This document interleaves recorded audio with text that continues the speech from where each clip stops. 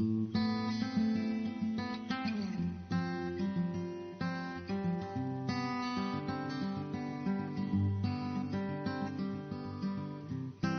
today's session, we're going to be talking about food intolerances, and it may be that you already know somebody who has, say, a wheat or a dairy intolerance.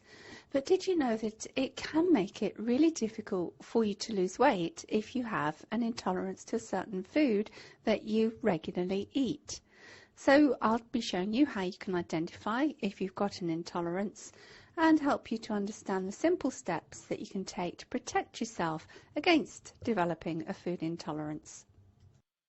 As well as making it difficult to lose weight, a food intolerance can also cause a wide range of other symptoms, such as mood changes, chronic tiredness, depression, increases in appetite, sleepiness after eating, an inability to concentrate, and even minor ailments such as itches and rashes, asthma and sinus problems. And you may be wondering why that is. And it's because when you have an intolerance to a food that you eat regularly, it sets up an allergic reaction in your body. When you eat something that your body reacts badly to, it triggers a reaction from your immune system. It brings into play defenders which help to identify those unwelcome substances which are causing you a problem and which have found their way into your digestive tract. And your immune system brings a lot more fluid into the tissues so that white blood cells can attack and neutralize the allergen. And this triggers the release of what we call antibodies. And these are immunoglobulin Ig, which is the antibody which is produced if you have a food intolerance, and Ig-E antibodies are the kind that occur if you have an immediate strong allergic reaction. So, for instance, people who have celiac disease will have an Ig-E antibody. And the rubbish that's left over from dealing with these allergens, these food substances which are causing you problems, are taken to the liver, but basically the liver is unable to cope. It gets overwhelmed, and what it does is to get those toxins out of harm's way by dumping them into fat cells, and that makes it much harder for you to lose weight. This client, who we'll call Rebecca, lost 3 stone simply by avoiding her food intolerances. In her own words, "I started to feel lethargic and generally unwell. I didn't have the energy to go to the gym anymore, but it seemed the foods I ate were blowing me up, which was why I thought I could have a food allergy." And indeed, Rebecca did have a food allergy. She did a home test kit, and it showed that her body was really reacting badly to milk, egg whites and gluten. And gluten is the protein that's found in wheat. And within a week of excluding these foods, her skin improved, her mood improved, and she started to lose weight. So you might wonder, well, why? Why did she lose so much weight? And it's because the water retention, the bloating and the puffiness are all common allergic reactions, and they make you both feel and look fatter. The symptoms listed here are very typical of a food intolerance, and you can see they're very wide-ranging. For some people, they gain weight in hours, they feel bloated after eating, they might have stomach cramps. Some people have diarrhea, others have constipation. You might find you have water retention and things like a stuffy nose, blocked nose, hay fever. So to find out if you have an intolerance to foods, I would suggest that you pause the video and go to your handout and fill in the Instant Allergy Check questionnaire.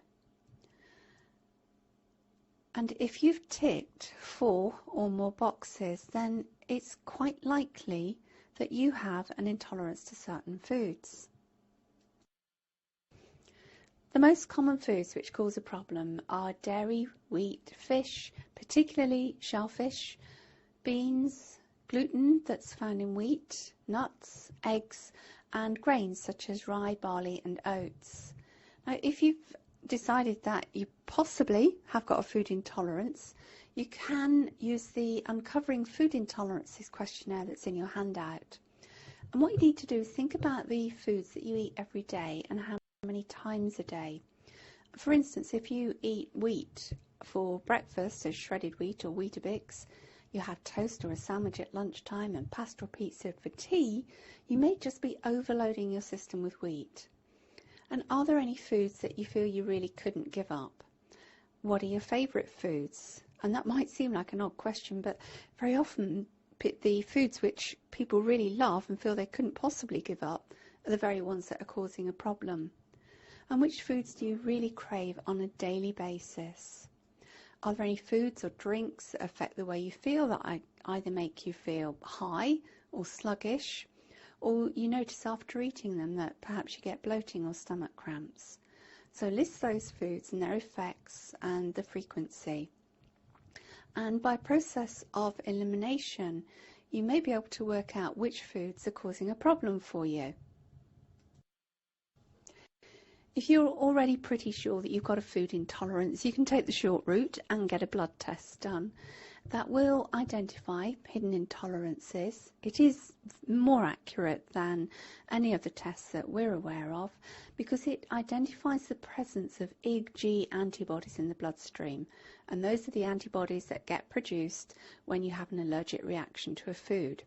So it will identify a range of different foods that are a problem for you. There are a couple of options available. One of them is York tests. It's a finger prick test. You send off your blood sample and you get the results by email.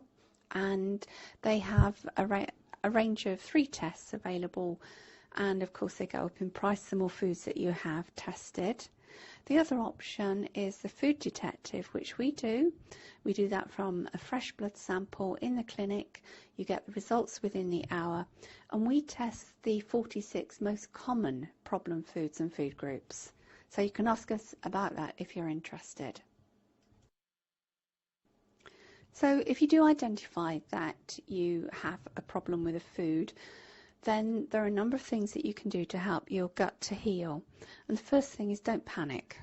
You can work with us to decide which foods you need to eliminate and the alternative options that are available to you. And for a lot of people, they think if they've identified a wheat intolerance, for instance, that it's almost the end of the earth and there's nothing left to eat. But that's far from being true, and we can recommend lots of different options for you. You can, if you eliminate foods for 3 months, try introducing them one at a time and see if your body still reacts badly to them. Within that 3-month period, it gives a chance for your gut to heal. And some people find that they're able to tolerate small amounts of a food which was previously a problem.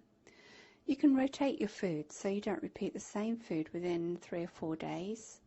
And I do strongly recommend that you take a probiotic, so that's acidophilus, to help protect your gut. That's the first line of defense for looking after your digestive system. And digestive enzymes can also be helpful. They can support your body in properly digesting the foods that you're eating. And even if you're not allergic to anything, it's good to think about minimizing the amount of wheat and milk products that you have in your diet. Wheat contains gluten, and gluten contains a protein called gliadin, and we know that that is very irritating to the gut. People with celiac disease have the allergic reaction to the gliadin that's in gluten. Milk products, very mucus forming, full of antibiotics and hormones, and really are best kept to a minimum.